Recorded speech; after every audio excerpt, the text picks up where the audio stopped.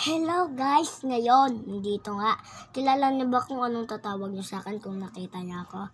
Ang tatawagin niyo dito sa akin kapag nakita niyo ko kung saan. Tatawagin niyo sa akin si Charot. Charot. Charot! Ipaplank natin si Panay kung paano i-views it. Charot! Ipaprank natin kasi siya guys. Kaso ko si ate sana pero mabilis mahiblog yung ate ko eh.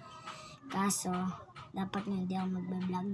Charot! Gusto ko naman talaga mag-vlog talaga guys. Kasi nga, kita nyo naman sa unang kong vlog, mahirap po kami. Pero, okay lang yun guys. At least masaya. Tapos, hindi pa ko kasi nga guys.